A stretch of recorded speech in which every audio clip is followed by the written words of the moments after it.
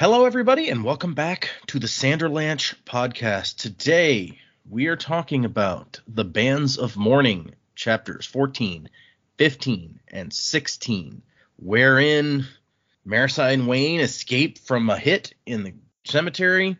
Wax overhears some interesting stuff and then gets framed for murder. And Wayne and Marisi pay a little visit to a new character with an odd collection. And then they all have to leave town before, the cops catch them. So I'm Data, and with me is... Dak? And Jamie. Yep, no Joe today.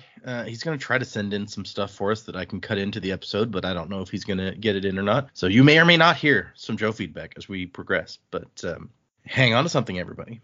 The Sanderlanche is about to begin. Revolution holds us bound. Come on down to London town. Break your back for class and crown. Come on down to London town.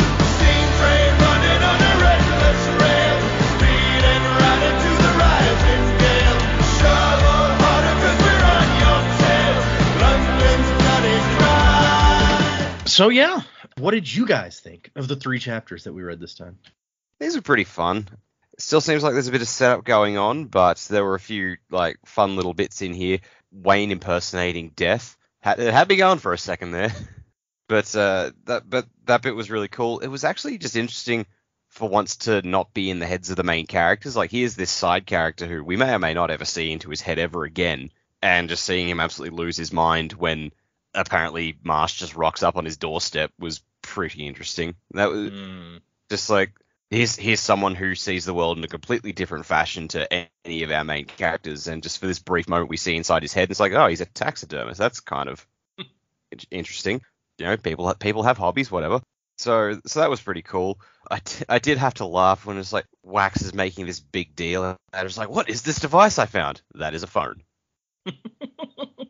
So that was amusing, but the Wax side, aside from the Death bit, I think the Wax stuff was more interesting than the Wayne and Marisi stuff today. Just the fights that he and Milan were going through in the house, and catching up sort of with Uncle Edwan was interesting. So yeah, it was a cool set of chapters. I liked the concluding note as well, so I'm keen to see where this goes. But yeah, it's still just this bit. All right, we're setting things up a bit, even though we've only got half, 2/3, 1/3 of a book left. That's about half. I think we're at 54, 53% at the end of these chapters. Okay. But yeah, usually these random side character gets a perspective chapters, or something that gets saved for the end where things are getting crazy and views are jumping around really fast. So it's interesting. Yeah. It's kind of unexpected, just right in the middle. You're like, okay, here's another guy. Because it doesn't seem like, oh, this is the the villain or whatever of the book, that, unless it is, and in which case, woo, man. But about halfway through the first book, we started seeing inside Miles's head. So that's when we got, there was sort of your tip off. It's like, oh, this character's actually important, but this guy just doesn't seem like it. He's just he's not someone who is important to the climax of the book. We're not in the climax yet, so it's just randomly say, yeah, we just want to see this guy and have some fun with that while we're doing this little interlude. Would it count as a secret bad guy if it was already a bad guy, more or less, that we've met, and then later he turns out to be a more important bad guy than we thought? There you go, for a real dog is the mastermind thing here.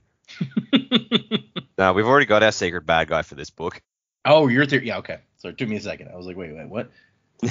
Fair enough. I've forgotten the secret bad guy prediction. Who's Dak's secret bad guy? Dak's secret bad guy is the sister. Sister. Oh, that's right. Yeah, I really like these chapters as well. I thought there was a lot going on. There was no real stagnant moments in there. I thought there was something happening really all the time. I'm glad we kind of picked back up at the graveyard. The stuff with the speed bubbles again, I'm glad we're getting to use those a little bit more. But yeah, I agree. The Wax and Steris and Milan things this chapter were really fun. And I'm glad that we got to sort of jump between them in quite rapid succession as well. The phone bit was hilarious. So you're prepared to make your dramatic entrance if no one can see you. Except Kelisina, but that doesn't really matter. Yeah, I guess a kind of dramatic end to our part of the book, but I thought Wayne had some good lines in here. Yeah, lots of fun, lots going on.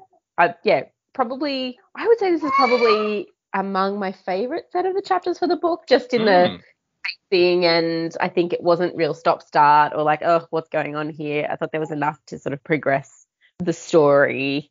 You know, I'm really glad we got more Wax and Steris. I could read a whole book about Wax and Steris, honestly, and their relationship, but you know that he's sort of, you know, starting to feel for her, which is really nice.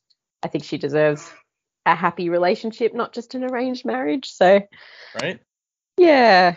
You pointed out that we get to the end of part 2 here, which I'd kind of forgotten that, like, so it worked out nicely that last time we had the nice cliffhanger, and this time we end on a natural stopping point in the book. I guess we don't always get that luxury. No, that's right. That's right. So it's a very good stopping place. I reckon you planned this out, Data. I just think just take it. That's given me more credit than I deserve. It just worked out nicely, so it's all good. But there's the phone that you both mentioned is just so funny that he's like this. He's so amazed by this thing, and we're like, well, yeah. I mean, duh. They're in a world that they're clearly talking about, you know, rockets and spaceships and things like that, and it's like, what is this? What is this box? Like, it's kind of the equivalent of my mum talking about the Facebook, you know. Yeah, that level of tech. I do love that trope in storytelling where, like, people confronted with, like, futuristic tech and they're just, like, so incredibly amazed by it and it's like, that is an everyday thing. It's like, wow, we're just really taking this for granted when, like, someone not that long ago would just be astounded by the wizardry we have at our fingertips. Yep. I remember seeing a post of, like, some time traveler from the 11th century. I was telling Jamie about this the other day, who comes forward just to, like, present day and just, like, absolutely gobsmacked. It's like, oh my god, look at all the, like, salt you have on your table. You must be very wealthy indeed. It would be funny if that was the biggest reaction. Like, cars, planes, whatever. Salt. Oh my god. Yeah. You guys are loaded. It's like a telegraph, but for your voice. So, okay. I guess let's get into these chapters. This we come. How you say, I guess let's do this. It's like, that's literally what we're here to do. Yep, that's why we're here. That's what we do. Like Jamie said, we come right back into the graveyard where gunshots are happening, bullets are flying. Wayne has been shot like 4 times, and he's healing from that while eating his sandwich. He's got a speed bubble up, so everything's going slow. And apparently, these guys didn't really care about Deschamps very much because they filled him full of holes at the same time. Sorry, I mean, that guy was never going to be a main player. Yeah, no. He was fun, though. So Wayne noticed that something was wrong because the crickets stopped when these guys showed up. So very, very perceptive. I'm impressed. I mean, it didn't stop him from getting shot 4 times, but still. No, we do give Wayne, like, a lot of grief for his personality failings, but he's very skilled. Mm-hmm. Oh, he's good at what he does. Very good at what he does, yeah. It's just sometimes what he does includes stealing stuff from people that he shouldn't be. It's like things like he's an excellent guy to have on your team in the middle of a fight. I think if he's your friend in a fight, he will be the most loyal person. It's in his downtime he's just a total ass. And I like the conversation. Marasai goes, plan, and he says, not dying. She's like, more detailed than that, and he goes, not dying today? Which, yes, that's very Wayne. He's planning, whatever. So he says we got to get close because he's a close-up fighter, clearly. And Marasai's like, that's going to be tough. I think they're scared of you. And Wayne's like, wait, really? You think so? And she's like, I mean, yeah, they're shooting so many bullets at us, they didn't even wait for their buddy to get out of the way. And he's very pleased about this. Like, how about that? I got me a reputation. But it's not just him being all full of himself. This has led him to conclusions because what they decide is there's another open grave. He's going to move over to the edge of this grave, try to create another bubble, which they nicely answer some of the questions that I think we've had and never gotten a definitive answer for here, where it's like, Wayne can't leave the bubble. We knew he couldn't move the bubble, but he can't leave the bubble without the bubble collapsing, which I'm pretty sure we've asked about and did not know before. But so he moves over there. He drops the bubble, moves over, opens a new speed bubble that includes the next grave over. And just as he does, Marasai looks up and there's a stick of dynamite falling through the air right at them. So apparently when he realized how scared they were of him, he was like, man, if they came prepared, and he was expecting exactly this sort of thing. I love it. It's like, yeah, they know I'm here. What would they do? Dynamite. Yep. They're going to blow us up. Ah, I see you've brought dynamite to a gunfight. And so, yeah, they sneak over to the other grave in the speed bubble, and there's enough mist, and they're low enough that they're not necessarily going to get noticed. Dynamite blows up in their original grave, and the people come over to make sure that they're dead. And that's when Wayne leaves Marisai in the second grave to go out and fight the guys, who he very colorfully informs her that, yes, he should be able to take them all out on his own. And I like that it says Marisai has been growing accustomed to the sound of wood on a man's skull, but it still makes her wince. Yeah, he takes out all of the bad guys, comes over, holds his hand down to her, and when she reaches up to take his help getting out of the grave, he goes, actually, I wanted you to hand me my hat. Which, if everyone will remember, is Wax's hat that Wayne traded him a rat for and then cut a big hole in. Yeah. So we cut back to Wax and Steris, and the steward's like, we're going to send for your carriage. We're sorry about the unfortunate occasion of your lady's distress. And everyone's worried that she might have eaten something that is going to make all the other guests sick. And they're like, no, she just had drinks. It's all good. Oh, I told you we shouldn't have served oysters. And meanwhile, they can hear the guy giving a speech over in the ballroom. And so they're like, you guys can leave. We'll just hang out. We'll wait here until, she feels well enough to leave. Like we talked about last time how Steris did not hesitate at all to down this stuff. And now she's like, that was a tad hasty on my part, wasn't it? Maybe a little bit, yeah. Yeah, but, it seemed to work. Go with your gut. Right? And so Wax is like, okay, I'm going to go try to follow Kelsina, see what's going on. And they have a little discussion about, Wax is so determined to find his sister, even though he hasn't seen her in decades. And he's just like, he feels guilty about leaving and not coming back, not talking to her for all those years, basically. He was being really selfish in that way. And he's like, I'm going to make it right. And they have a discussion about, he tells her to wait here. And she's like, no, don't you remember what I said? And he's like, dude, the safest place is not near me. You need to reevaluate that thought. He makes a good point that it's like, we may need to get out of here quickly. There won't be time to come back or she's making this point. There won't be time for you to come back for me. Meanwhile, you can hear the guy who is mayor of Bilming, as they previously told us, making this speech about the people in Ellendale and their tyranny. We won't stand for this stuff. This aggression will not stand. Exactly. And then as they she convinces him to take her. She's got some good arguments, and he gives in. And so they're walking through the house, and I like that they've got one of these waterfalls running through the house. And Steris will not let it go. No. Well, I think she's got some good points. She's just like, why would you do that? She absolutely does. That must be terrible for the wood. Why?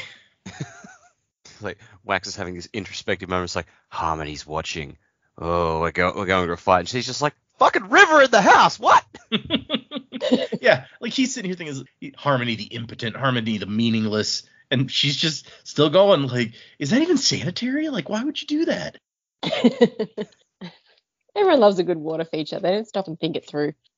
So this makes me think, and this may or may not be a predicament. This might just be a dumb, but I imagine towards the end of the book, it's Wayne will probably just, maybe he's more accepting of their relationship, and they decide to get married. It's all right, here's your wedding present, a giant fucking water feature for the house that runs through the whole thing. And Steris will be like, I fucking hate you. I mean, especially when he ruined their first attempt at a wedding. With water. Yep. Oh, yeah. Completely forgot about that. It all fits. Oh, my gosh. Water is the secret villain of this entire story. No, it's just Steris's arch enemy. I mean, she got thrown in a river before. Oh, that's true. Yep. So, yes, Steris's arch enemy. I like it. Wax has people like Ape Manton, and Steris has, water. Steris is a firebender. Yeah, there you go. Steris just hasn't been able to predict anything involving water, so that's what she's against. Yeah, it's so unpredictable, that water. She's following around the local weatherman, harassing the shit out of him. It's like, is it gonna rain or fucking not? I wonder if they have people doing weather forecasting in this world. I mean, they got scientists that, I assume they've got meteorological studies going on. And so Wax is he's gonna take some coins with him to kill people with, and she's like, oh, you want something more substantial? And it turns out that she has taped a gun to her inner thigh, and I like the part where she's like, I tried a shotgun at first. You should have seen me try and walk with that thing. And Wax is just impressed by, he's like, it looks like she's used about 7 rolls of tape to strap this gun down. And she's like, I kept imagining it falling out and firing in the middle of a dance. I don't know if they even got to dance. Wax did, because he danced with Chris. Well, he danced. I meant the two of them together. Oh, yeah. And there's a comment where he's like, if this was a play, this is where someone would walk in on us. And she's like, what kind of theater are you going to? It's a very cute couple moment. I like it. Yep.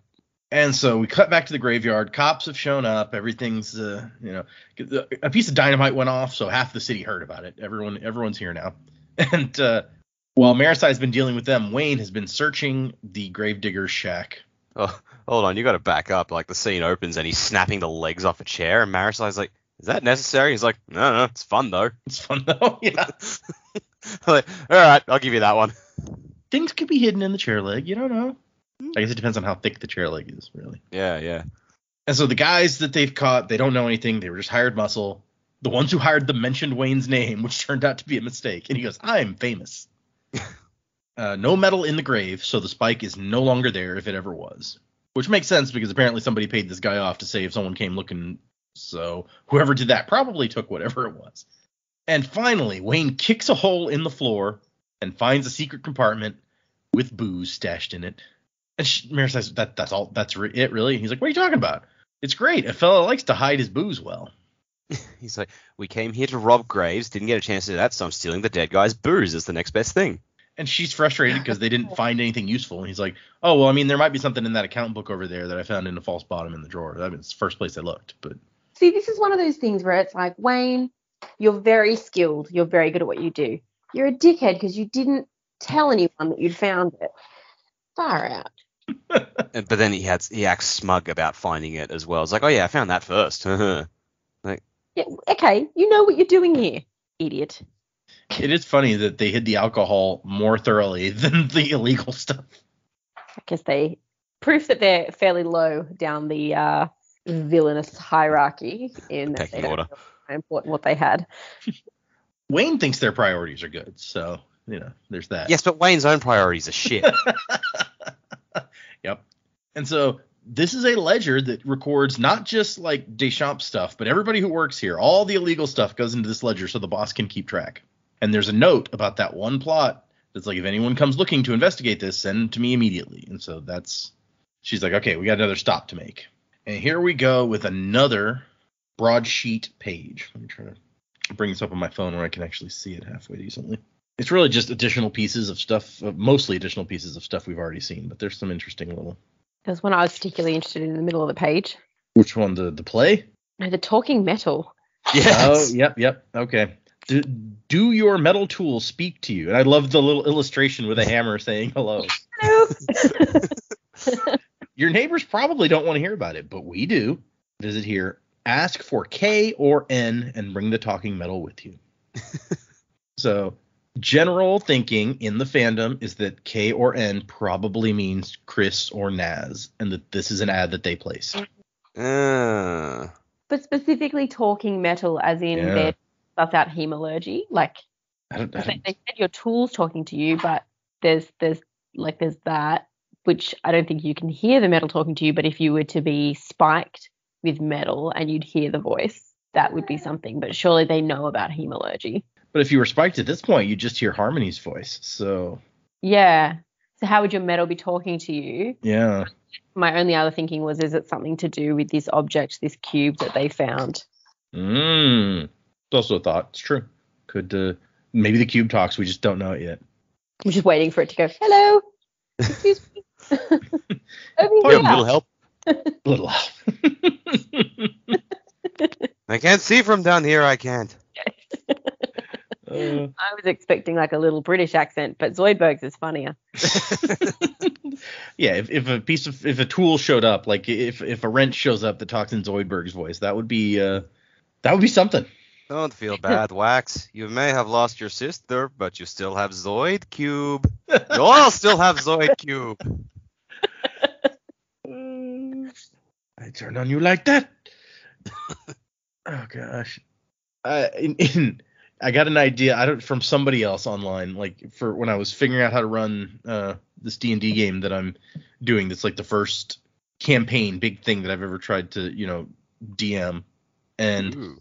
I got an idea from somebody somewhere, I don't remember who, online about like there's a thing called a weapon of warning, where it's like the sword or whatever weapon it is can talk to you and tell you when somebody's about to surprise attack you, so you can never be surprised. But Sort of Spidey sense. the idea was that it's like a defective one, so it's either it's dumb and ignores things for certain reasons, but it's also at the same time like way oversensitive to things, where it's like, watch out, oh my gosh, there's a step there, you have no idea, you could have died going down, like if you tripped on that, pay attention. Oh god. So it's just I've got all sorts of hilarious ideas for how that's gonna play in and annoy the crap out of people. It's gonna be fun. So that's all that to say, that's the first thing I thought of when it was like, does your metal tool speak to you? That sword's gonna get sold, you realize. Yeah. Okay, we also have drink to the health of Elendel, which that's all that we saw before, and so it sounds positive until you read the article where it's like, drink this whiskey that's never sold in Elendel. It doesn't pass through the lion's den, and they don't tax it, and it tastes all the sweeter because of that. No money has gone to line the tyrant's pockets. Support your local business. Yeah, basically. But In fact, no one is wishing Elendel well or good health in this particular spot. Nope. There's a little looking for adventure. Basin Bill is looking for you. Hundreds of cities were lost in the final ascension. Magical artifacts, riches, and fame can be yours. I don't know that there's any magical artifacts in any of those cities. I'm just saying the final empire wasn't a time of a lot of magical artifacts that I recall. Lord Rule basically just hunted them down. But I mean, legends can come from anywhere. Right. And Anyway, I like the don't shit on the dreams of Basin Bill. He's got a great name. Yeah. It is good, right? And he's just recruiting people to go out on adventures. I feel like Basin Bill really should be like a plumber. Nice. I like that. Yep. Maybe, this is just something he does in his spare time. Plumbing is his true love. Derek can call him and go, have you been to Lady Kelisina's house? Do you know there's a river here? Like, yeah, I installed it. You're responsible for this atrocity? But I think the political cartoon is really well done. Like, I like the art on it. I like The lion and the eagle. the lion and the eagle, and the lion looks like he's starving, so he's like trying to steal liberty and prosperity and fortune from the outer cities that are represented by the eagle. It's very nicely done. Yeah. And we get a little more on the ghastly gondola. I don't know that we need to go into it now because it's not much more than we got before. It's like a couple extra paragraphs. But there's this is the most interesting story. They keep giving us a little piece of it here and there, and I'm hoping eventually, we'll get the whole thing. But that was the end of chapter 14. Into chapter 15, we get the perspective of Templeton Fig, who collects and stuffs albino animals. Yeah, this is the name of a guy you expect to be played by like Timothy Spall or someone. It makes me think of the rat from Charlotte's Web because his name is Templeton. Oh yeah. Fuck, that's a deep cut. Right? Yeah. But yes, he's got it's a weird collection. He's got his most prized, the white crow, and the note that it's like, oh yeah, people are always trying to like sell him fake bleached white animals, and you can spot a fake easily at this point. I mean, I'm not really into, the whole taxidermy thing. It gives me the heebie-jeebies a little bit. But that does sound like a pretty incredible collection to have a whole bunch of, like, albino animals. Like, not that it's my thing, but it sounds like you work really hard at pulling that together. Right. Like, if that was your thing, then that could be quite impressive. Yeah, he's committed and he knows what he's about. Yeah, there's worse things you could be collecting. You're not hurting anybody. I mean, if that's what you like, you do your thing, man. I mean, he is hurting some people because, he's a criminal and stuff, but not with his collection. That's fine. But yes, then, he's also a jerk to, I guess, his wife. Like, she's like, hey, when are you coming to bed? And he's like, later. Leave me alone. Leave me alone. I got to be with my dead animals. My albino squirrel and my suckling pig and, okay. I did enjoy a little bit like how this was written, though, that it's like he's trying to focus on something. He's like, but does it look better there? Like, I'm like, oh, I feel that in my own times. You're doing something and you're like, hang on a minute. Does that look better? No, back to my original thought. It's also interesting considering like his hobby is taxidermy, which is a hobby kind of rooted in death. And then the whole premise of this is he gets visited by who he thinks is death. And he's apparently, got his fingers in this whole graveyard business. So it's really a whole theme that's happening here. He's really into dead stuff. Type of person. Yeah.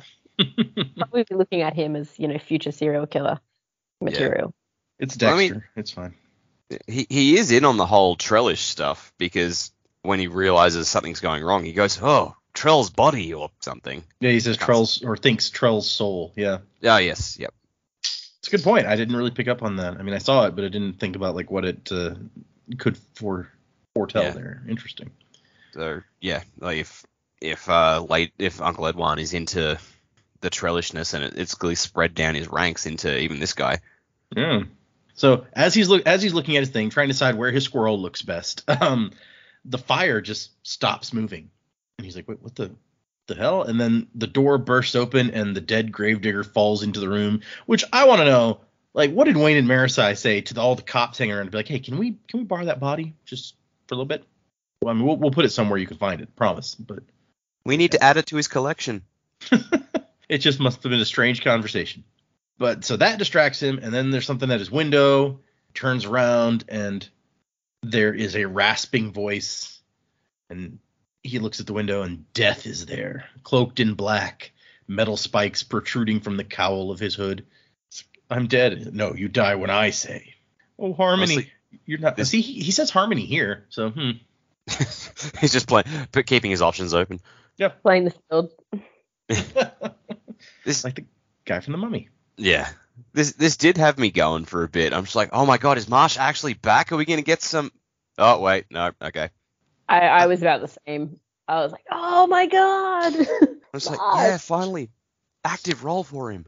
I was wondering if the freezing flames would, like, tip you guys off to, speed bubble happening or whatever, and you'd think that it was Wayne. But the first time I read it, I was just like, what is happening here? I just assumed Marsh has all these powers. That's yeah, true. I mean, in hindsight, you go, okay, yeah, Wayne. And I think when the fire froze, I was like, yeah, that sounds like a speed bubble. And then I was just shocked by being Marsh there. So, yeah, but now if Marsh is really going to show up and be dramatic, I think the fire would go out, not just freeze. Maybe. Yeah, true. I wonder if Marsh has speed bubble powers, because that wasn't a thing that they did back in, like, the Final Empire days. Like, those metals either... they hadn't really been discovered, or the Lord Ruler knew about them and just didn't tell anyone. But, I mean, Ruin would probably have known, and he was controlling Marsh, so I wonder. Yeah, you'd think they would have used it. But he'd also he would have had to find someone back then who was a misting of this metal that there's no way they could ever have used, and spiked them to get that power. All right. They could have... What is it the rules of hemalurgy said? If you spiked a Mistborn, you could... get one power from them. So if you're taking a Mistborn, it's like you might be losing out on some options, but you could steal the power from them. That's a good point, and could be worth it. Yeah. But then, of course, you need to have a spike of that metal. You need to have... I don't know if I'd have to go back and look at the hemalurgy chart. I don't know if it has to be the metal that you're taking necessarily. I don't know. Okay. Yeah. Anyway. And so he's like, oh god, no, please. And Death is like, you have something of mine, a spike. He's like, I didn't know it was yours. I'm so sorry. We sent it by courier to Dulcing. And he's just begging and pleading, but Wayne's got the info he wants, so he disappears. And Deschamps's corpse is still lying there, and Templeton just is in a whimpering ball on the floor, basically, when the cops show up a minute later, or a short time later. And so I didn't mention, but it's like he demonstrates that it's a spike he's missing by showing he has a spike in one of his arms, and there's a bloody hole in the other arm where another spike should be. And so afterwards, Marisai's like, you didn't actually have to cut a hole in your arm. And Wayne's like, yeah, you got to be authentic. Which at this point, it's like, there's no point telling Wayne anything. It's like, you didn't have to do this, because he's going to go, well, yes, I did. So it's like, at this stage, Marisai, just give up. Method acting at its finest. Yeah, for sure. And I like that he's created this this contraption of wires that holds two half spikes in front of his eyes, so it looks like they're sticking through his eyes when he's got the cowl on. It's like those old toy headband things that you just put on your head so it looks like an arrow's like been shot through your head. It's basically that. Right. And Wayne is like, hey, how did my accent sound? I mean, I'm trying to figure out how Death would sound, So I try to go really old and kind of grindy. And Marisai's like, no, actually, he's really articulate and not grindy, and I've never really heard an accent like his before. And Wayne's like, wait, can you do it for me? And she says no, and he's like, well, next time you meet the guy, tell him he's got to come talk to me. I got to hear what he sounds like. Why? Invite Death over for a drink. Yeah, right. Just to hang out, have a chat. I don't know if Marsh would like Wayne. I get the feeling Marsh would not like Wayne. He never really seemed the type to put up with a bunch of shit. I mean, had to from his brother to some extent, but he was kind of a serious guy. Yeah, I feel like Kelsey and Wayne would probably get on. Yeah, I can see that. And honestly, I think Wayne would get along really well with Ham. Sure. Because like they would just have their conversations and whatnot, and like I think that would go really well. Marsh, yeah, no. Or Dachshund, probably not. Yeah, he'd probably just get drunk with Breeze. So yeah, sure. Anyway, he says he needs to know for next time, and she's like, how often do you think you're gonna have to imitate death? And Wayne goes, that was the 4th time so far, but you can never tell. And Marisai has heard of Dulcing. It's a little farming settlement. She knows because there was a landmark water rights case there. Oh, Steris is going to be pissed. Yeah, right. Why would the set want it? And Wayne goes, maybe they like their tomatoes real fresh. I know I do. Okay, thanks, dude. I went, that's it. Good job. And then he chews some gum, and he's like, I've had a good night. Dynamite, a fight, some free brandy, getting to scare the piss out of some guy. So Wayne's enjoyed himself. Thanks for Wayne. That sounds like a pretty good time. Yeah, exactly. And so we cut back to Wax. He's looking through the house trying to find Kelisina's room, and he starts to hear. Well, he can still hear some words from the speech. Suffer the rule of a new Lord Ruler. Improper taxation must end. So on and so forth. And so he's like, oh wow, yeah, it does sound like there's a conflict coming, and that Bilming, the one other major city in the basin, will be leading it. He still doesn't seem all that concerned about it, which concerns me. I'm like, maybe you should have listened to that informant guy when he's like, this is a thing you should be worried about. Yeah, this is going to be of vital importance at some point. But then he hears his uncle's voice, and he's like, oh, okay, here's what I'm looking for. And I don't know. As soon as he mentions that his uncle's voice sounds weird, and, because we know what this sort of thing is, I don't know if you guys thought of it, but I immediately thought like, oh, he's on like a phone or something when I first read it, or like a speaker of some kind. Like he's not actually in there. Radio. Yeah, radio. Exactly. But like didn't Sazed mentioned like you guys should have the radio by now in the last book. But Wax doesn't have that background knowledge. So to him, I hear his voice in there. It sounds weird, but he must be in there. And I'm just like, it never occurred to me that your uncle was going to be in there. Not after, we heard that his voice sounds strange or whatever. But Wax just never had a doubt. And it's just a really interesting perspective there. And especially because everything that he says, that his uncle says, gives this impression that he's somewhere else. He's like, why have you interrupted me? You know the importance of my work. I think he says a line at some point, it's like, I can't be here or something. Like there's a line that he says in there that's like, I'm I'm too busy to be here. I've got to be somewhere else or something like that, which also makes it sound like he's actually in the room. Yeah, he says something about like, I haven't time to hold your hand on this. I need to be off to the second site. Okay. Yeah. But in the same sentence, in the same section, he's like, if he's at your party, then you're not doing something right. And I don't have time to hold your hand. I need to be off. And I'm like, well, but you're at the party too if you're in the room, right? Or you're just – anyway.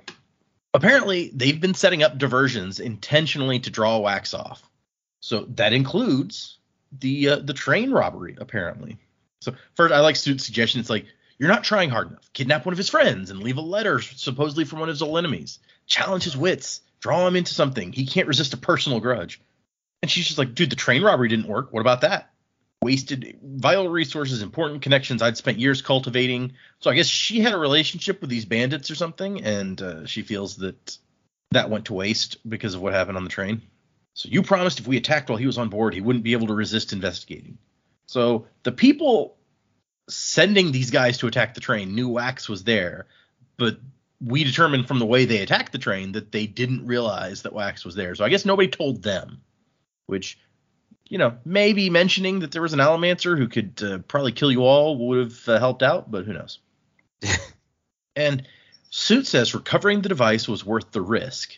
And she says, you mean the device that Irich immediately lost?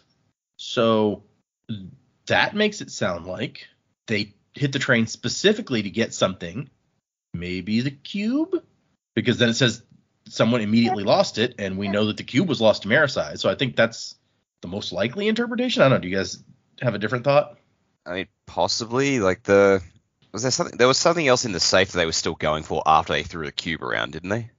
Yeah, I think so.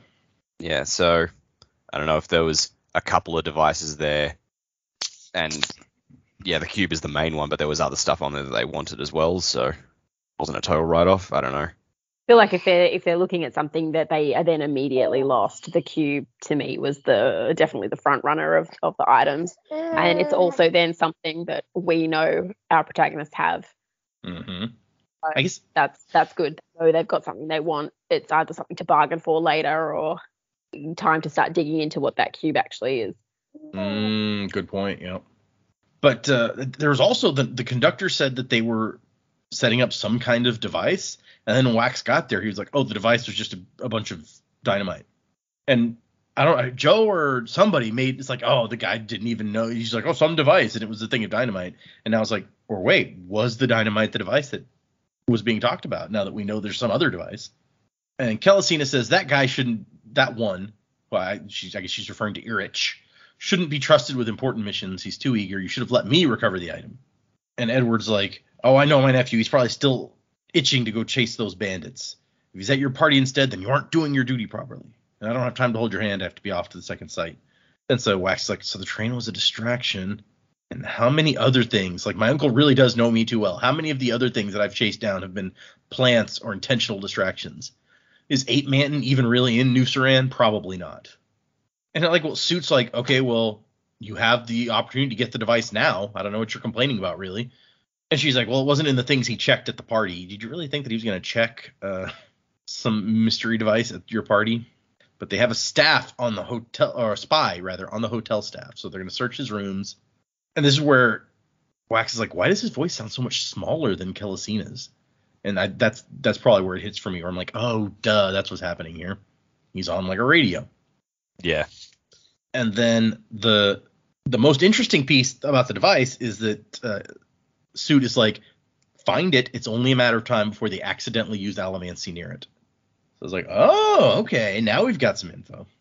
And then she gives us some other information about the state of things where I've been like, you should be worried about this civil war. And she's like, hey, this guy's going to have the entire basin ready for a war, completely ignoring the fact that Ellendale has this outmanned and outgunned. And I was like, oh, they do? Okay, well, that puts it in a different light.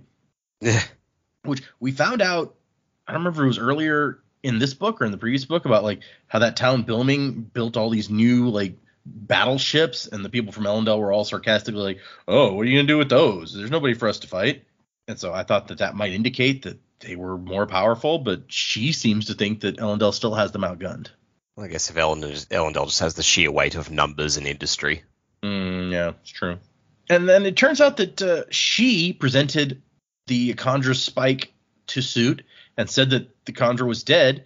And now she's like, oh, that shapeshifter must have told him, oh, you let it escape?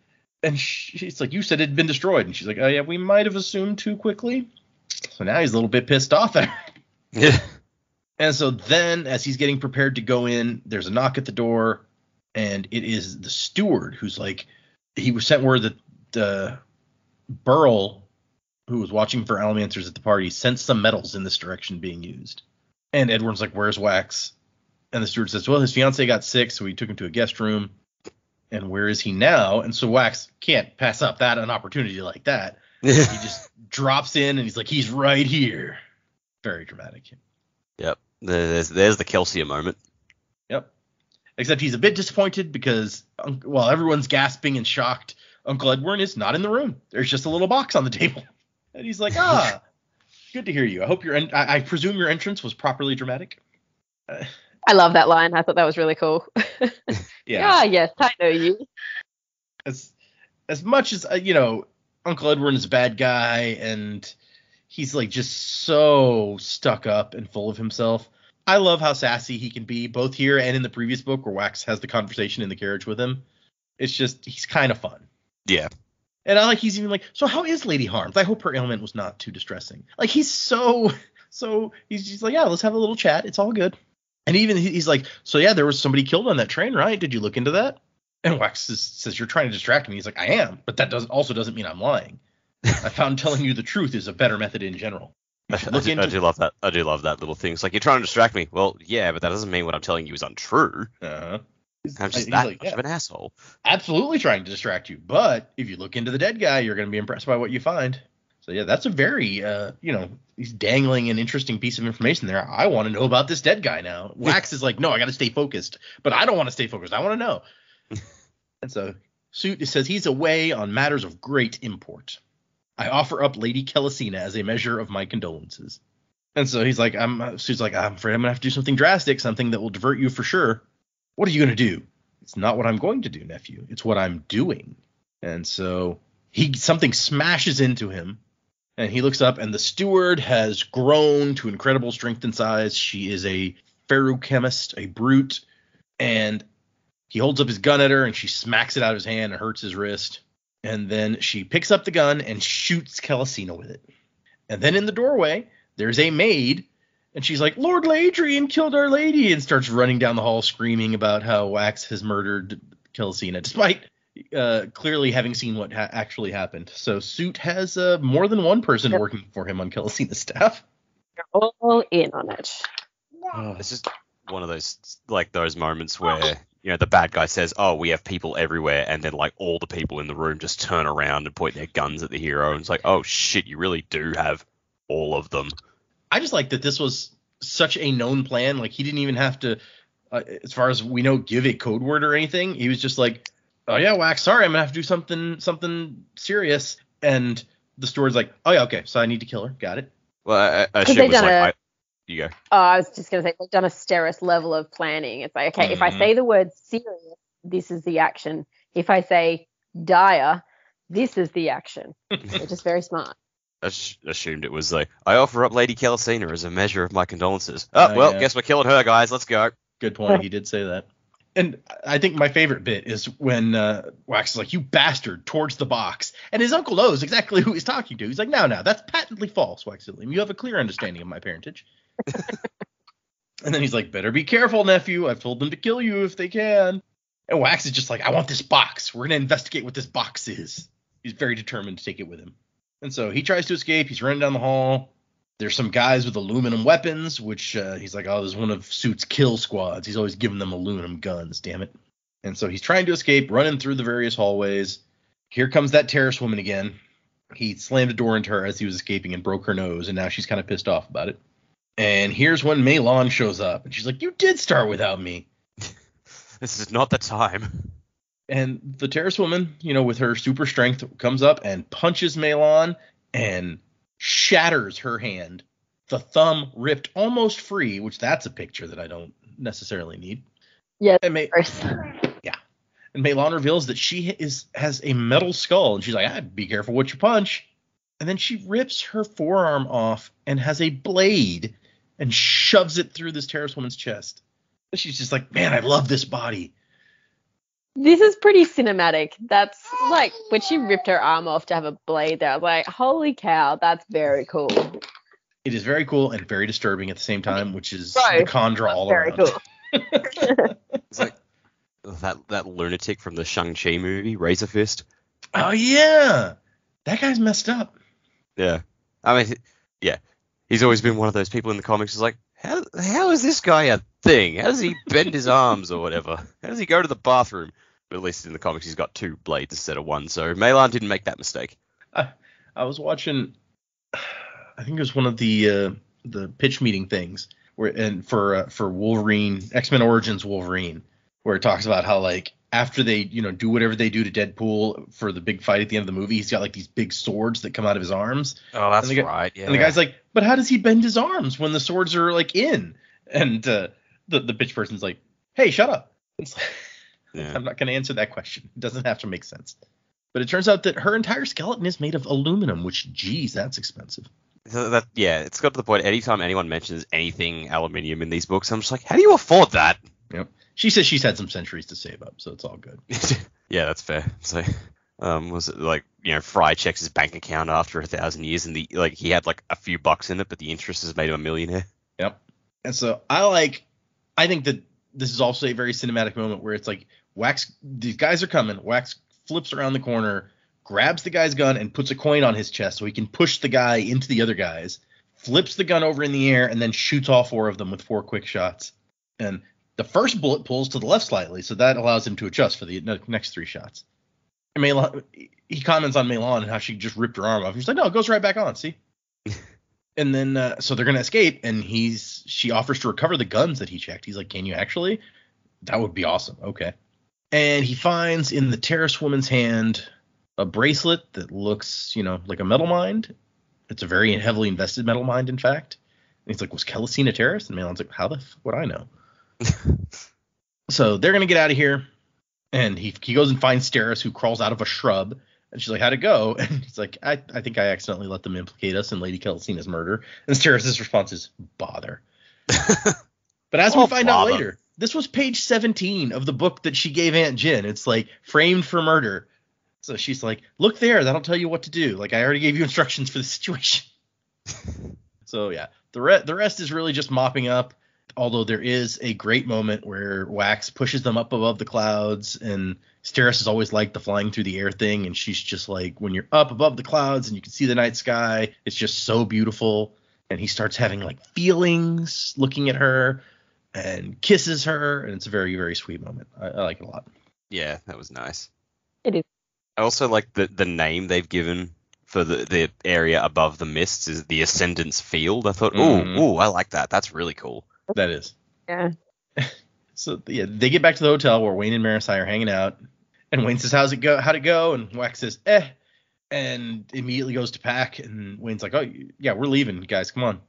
They kind of exchange what they found, and Wax has to admit that Wayne and Marasi got the better information, so he gives him some money. Can I bring these peanuts when we go?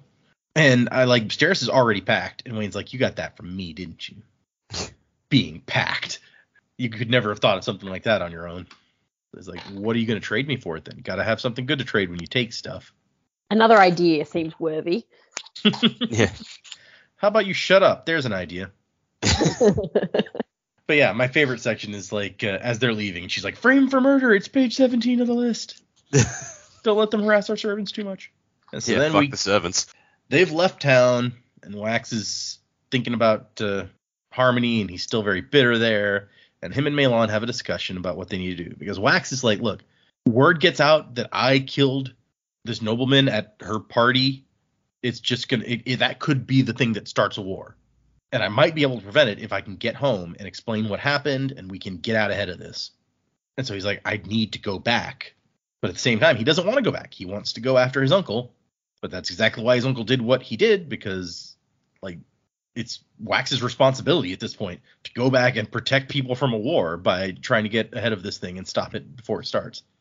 And like, it's like the police didn't chase them out of town. They realized they didn't have the resources to hunt someone like Waxilium Dawnshot, which, yeah, okay, a little full of yourself, but fine. And so he makes his decision, and he goes, no, we're going to Dulcing. We're not going back. And Malin's like, I see you found a different perspective based on their conversation earlier. And he's like, not yet, but let's see if Harmony dares to give me one. That's very dramatic and to part 2 there. I liked it. Yep. I think for everyone, if Joe does send his thoughts about the chapters, I will put them in here. Brief pause to allow for that. Otherwise, insert what dialogue? I just wrote some notes here, so I'm just gonna kind of go over those notes. So, chapter 14, the start was really exciting. The gun shooting, Wayne being hit, he heals. Wayne beats them. They use kind of an interesting thing to do that. I was a little shocked that they killed Deschamps, honestly, but I guess the way they talk about it kind of makes sense. And then, of course, we go back to Wax and Steris. After Steris threw up, Wax is angry at Harmony. I think I wrote that down several times in my notes because they make several mentions of it. Calls Harmony some bad names to himself. Steris provides a secretly concealed gun for Wax to use, which I thought was great. Such a great moment between them that kind of culminates later in the chapters with basically her helping him out with all this stuff. It's really, really cool to see. Wayne and Marasi, they had hired goons after them. That's who was trying to kill them, and they find a ledger of the grave robbing information and that there's a boss to find in the graveyard. So that's the end of that chapter. It was a fun chapter overall for sure. And so then we go on to chapter 15. We've got this guy Templeton Fig, and I really like that it's just this one. And I mean, maybe he does come back, but I really like that it's just this one chapter from his, or one part of this chapter from his perspective. We find out that he runs the graveyard, and he mentions Trell, so I assume he's a follower of Trell to some extent. And I love this. Marasai and Wayne using Iron Eyes to get information out of him, and then they put the constables onto him. Really clever, really fun. The fact that Wayne says he's imitated death several times, also really great. But they find out some great information that the spike was sent to Dulcing, which is cool. And then we find out that Set has been making distractions. We're back to Wax. That he's been making distractions to keep Wax occupied and off of his trail. And then Wax may unknowingly have the device being that what they were trying to steal on the train, which Wax believes to be the cube. I'm not so sure. I don't really know what device it could be, but apparently using Allomancy on it or near it will reveal that. So. And then Suit, turns out he does already have the spike that they're looking for, and he might be in Dulcing, but it sounds like he's about to leave, so they may miss out on him, even though I believe that's where they're headed at the end of the chapter. So Wax confronts them in the next chapter. The steward shoots Kelisina and frames Wax for her murder. Very fun, interesting, fast-paced part of the book. I really am enjoying kind of the twists and turns that we're taking so far. He finds the metal mine that was on Kelisina that the steward stole after the fight. Most likely, if I had to guess, I would say that this is a metal mine that could be of use to anyone, not just her, because I don't know that she was Terrace. And then, yeah, the kind of nice moments that we've had between Ceres and Wax so far kind of culminate in a kiss while they're getting away, and that's just a really nice moment. I feel like we've been kind of wanting something like that to happen, so it was nice to kind of get that moment in the book. I really thought that was good. It was I would say it was earned, you know, it wasn't forced or something that we were like, oh, where did that come from? I feel like it really was earned. It was an earned moment for sure that culminated over, you know, not even just one book, several books. So it was nice. It was a nice moment. And then we flashed to Wayne reading a book. And this was probably the most interesting thing to me in the whole chapter. He talks about the book and about how it's about like 7 convicts and they fly off to a planet and try to get treasure and stuff like that. And I thought to myself, you know, this is so interesting. He found this book. Could it be some book about a story that actually occurred in the Greater Cosmere? That was my little wild theory for this week. I wonder if like that is something that like that book has to come back, right? That'd be so cool if it was just kind of a throwaway line and then it comes back. So I'd be interested to know if in fact that book is something more than what it appeared. Let's see. Steris prepared for the murder framing when they leave the hotel they were staying in or the lady's house they were staying in. I loved that moment. That was so funny. It was just awesome, really. That's the note I wrote. I wrote awesome. And then here again I wrote Wax hates Harmony. But you know, this is something that I kind of want to talk about more in depth. Hopefully we talk about it in another episode since I wasn't there to talk with everyone else about it. But it's like there's a lot of negative feelings towards Harmony in this moment. And I think we touched on this a little bit before, but it's like, you know, Wax has all these negative feelings. It's okay for him to hate Harmony. Like, it's okay. And I think another big thing is, like, Harmony can take it. Like, Harmony can handle Wax being upset with him and hating him for what he did.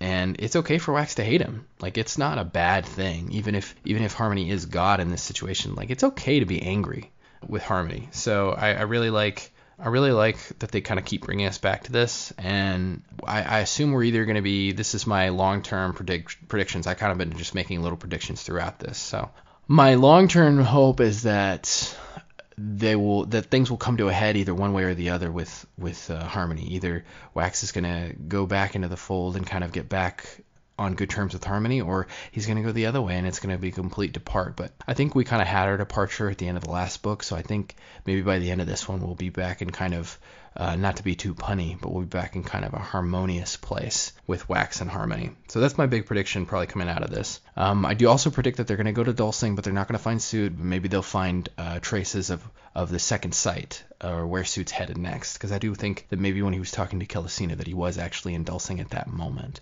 but that he'll move on. And so the end of these parts is that they ride off to Delsing. So I'm looking forward to what happens next. This is going to be a departure because, we were in Elendel and then we went to New Saran, and then we didn't stay in New Saran long. They kind of got chased out of town by the framing. So they're on Suit's tail hopefully, and I'm excited to see what happens next. But we'll have to wait for that until next time.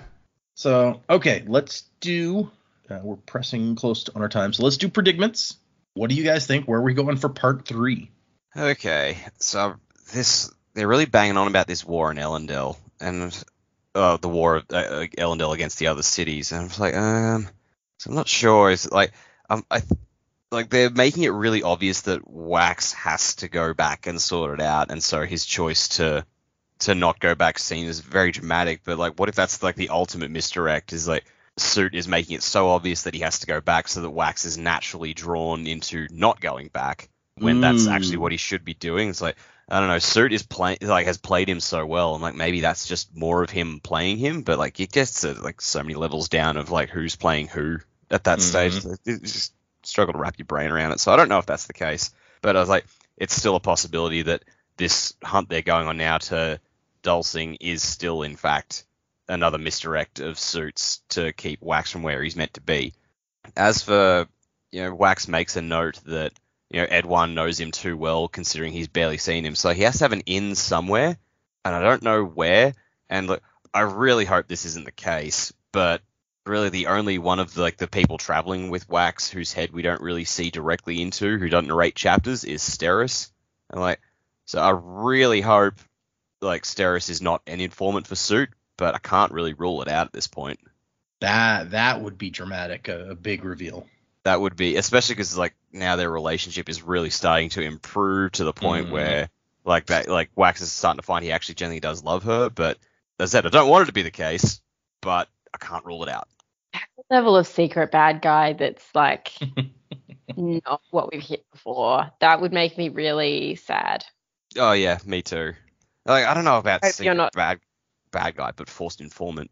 Sorry, what were you saying? Yeah, I hope you're not right, but just thinking it through quickly, it's possible. Yeah, because you think Suit has been manipulating things since before Wax came back to Elendel, so it's entirely possible when Suit was busy engineering his, making House Ladrian a bit impoverished, so Wax would have no choice. Maybe he did the same thing to Steris's house, so that they would be in a position where they would be she would be the best option for him to marry, and then he'd have her on the inside. She might be doing it under duress, but How many level puppet strings going on? Yeah, that's a lot of foresight. He has suggesting pre-kidnapping. Yeah. Oh yeah, because she did get kidnapped. That's But yeah. After his first wife turned evil or whatever, that would be a whole new level of beating on Wax. That would suck. Oh yeah. As I said, I don't want any of this to be the case, but it's possible. So that's where my head's gone. Just but yeah, the thing that really set me off on that was Wax's note that Suit knows me way too well for someone I've barely seen in 20 years. I'm so how does he? It's either it's this or Trell has given him some insight powers. And when you're really hoping the enemy god has empowered the bad guy and that's the better option, yeah. So we'll figure that. So that's the first thing I had. The other thing is I mentioned a while ago that I think they're going to come across the bands of Mourning earlier than they think, and they're not going to scrutinize anything too heavily. So I haven't actually mentioned that since we brought that up on that earlier episode. So I'm going to double down on that now and think, okay, I'm not going to say either of these are in fact the bands, but it's let's keep an eye on them in case one of them turns out to be. So the cube could the magical device that does crazy shit around Alamancy. It's hey, maybe that's the Lord Ruler's spikes reforged into something else and imbued with some Trellish power maybe or something. I don't know. So it could be the cube, or it could even be the missing spike they're chasing. It's it's actually everyone's oh yeah, there's this Kandra lost his spike. We need to track it down. It's maybe that's the misdirect. The spike they're chasing isn't the Kandras at all. It's the Lord Rulers. That's interesting. Okay. Yeah. So don't have much to go on for either to say it's one or the other, or it might be something else, little metal. But I said I'm going to scrutinize everything they find, like small innocuous objects. So I was like, I'm just going to keep doing that. Yeah, I kind of figured after we talked about that the cube would be, it's like, oh, here's something mysterious that they found that could potentially turn out to be something crazy. We don't know yet. But the spike, that's an interesting take. Yeah, I got caught up in the action on the train and didn't really scrutinize the cube too much at that point. But like, don't worry, I came back to it. Well, and the story isn't letting us forget about it. So yeah. So predicaments. So yeah, I think Dax onto something with the cube being something. I think we talked about the bands of mourning being like melted down before this spike. So is a Candra spike? It's different to an Inquisitor spike, right? yeah, I think they mentioned earlier in this book that it's like they're specially made. You can't just like use an Inquisitor spike for that. Yeah, like are they different sizes? Because in my head, I always thought that the Candra spike was much smaller than an Inquisitor spike. I don't know if we know, but yeah, I agree that in my head that's also the way I see them. So maybe they said that at some point, and I'm not remembering, but I agree that that's how I picture it. Yeah. Okay. So if that train of thought rings true, then what we had with Death showing up in front of our taxidermy friend. If he's missing a big hemalurgic spike out of his arm and he's like, no, I sent it away, we're like, that would look very different to a missing Candra. Yeah. So I don't know whether our Candra had also located the spike, because then you've got Mr. Suit talking about, you presented the spike and said the other one was destroyed. Well, clearly he's running around with one spike because he's not making sense. But it piqued my interest in that this guy has said, no, we shipped this off. And that to me is an Inquisitor spike, not a Candra spike. So, Yeah. I mean, we could be wrong, but that also could be, I think then Dak would be onto something there with that having been melted down and being something more important. I was thinking too, that the little bit of the story with the tools talking, I realized that it might just be an ad and it might not go anywhere, but I was like, is there some metal that's talking to people out here, or someone can hear something? Is there a power that we don't know of that you could actually almost get this information out of the metal minds? Like Wax can sense that this band that he picked up off Kelesina, that it's heavily invested and that it is a metal mind. But I wonder if there's someone out there who can actually pull out that information. We went through that with Vin in the original trilogy, that she had tried to burn. I think she tried to burn part of a metal mind. Yeah, it's like Sazed gave her a little metal mind of his, and she tried to burn it. Yeah. Yeah, and so she could definitely sort of sense something there, but couldn't access it. So the powers are doing all sorts of crazy hinky things at the moment, and they're also trying to get people to test out other metals to see if there's other powers to be unlocked here. So there's definitely something that we're missing. We don't have the full picture there, but yeah, this spike that they're obviously tracking down, I'm sort of surprised. I thought that we would have had a few more things, I guess, that have happened that wouldn't tie in necessarily, and I'm kind of surprised at how much appears to be tying in already halfway through the book. I just feel like it's kind of all linked up with Mr. Suit coming in at this point in the story and the conversation that transpired there. I was like, oh my God, we've just openly admitted that we've put Wax on this goose chase to deter him. He actually needs to be locating. And I think I'm surprised. It's sort of thrown me for a loop. I'm surprised at just how much Suit is involved. Like, I definitely knew he was obviously part of the bigger picture, but I don't know. I was sort of expecting this other story to be unfolding and that maybe it would tie in later. But to have them all kind of tie in now, it's thrown me for a bit of a loop. But yeah, I think Dak's right with the cube and the spike in the prediction. I definitely agree with that. And I think in terms of I don't have long-term prediction really, but in the terms of the immediate future, we're going to have to start digging into this cube pretty quickly now.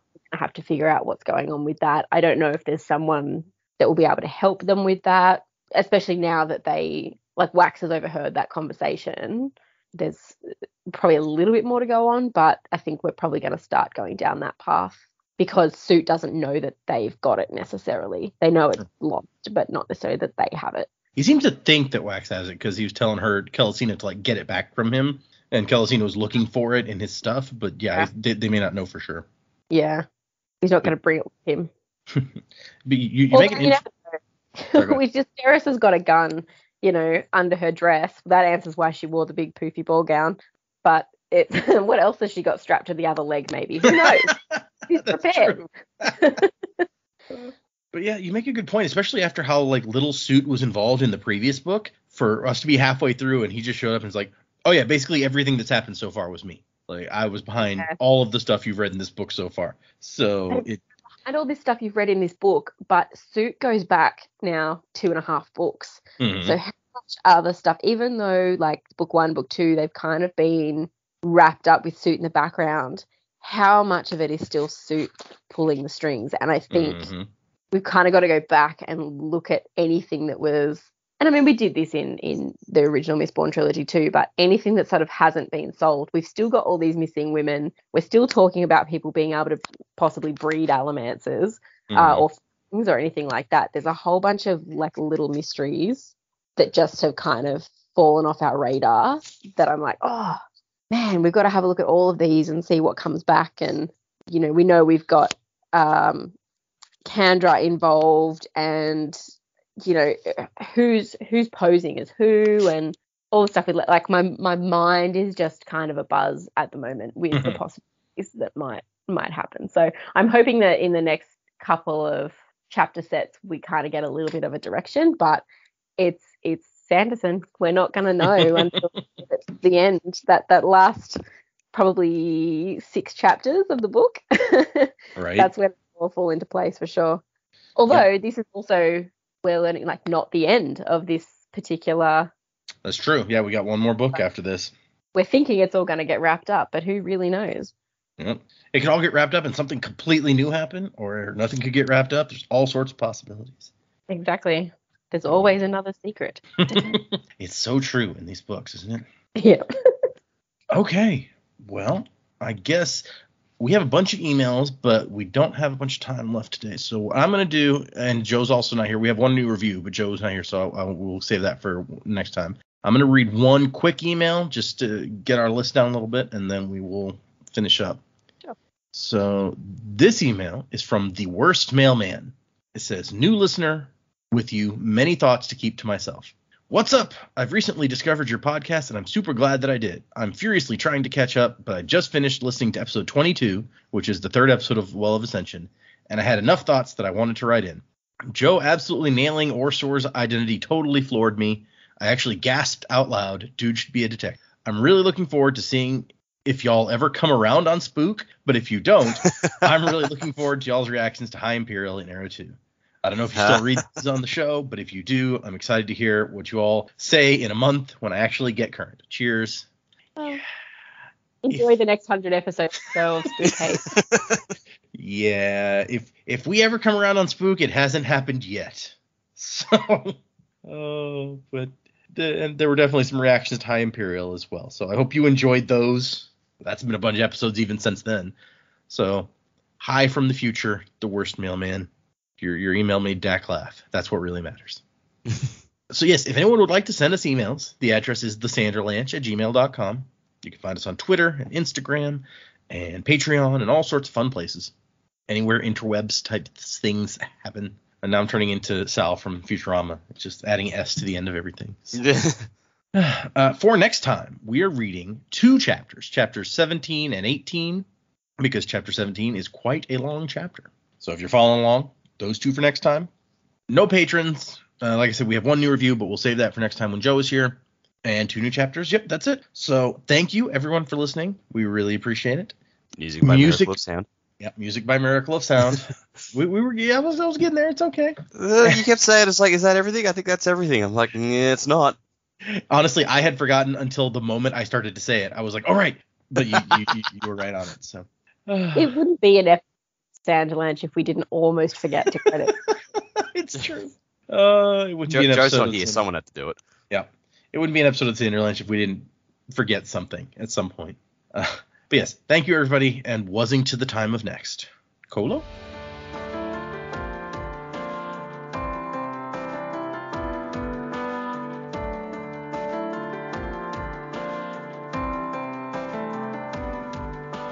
steam train running on a reckless rail, speeding right into the rising gale. Shuttle harder 'cause we're on your tail. London's dirty cry. Pause. Dak says that Jamie removed him from the call. How do I add you back now, though? What happened? Jack said I removed him from the call. Yeah, that's what he says. How? I don't know. Oh, I'm sorry. That's hilarious.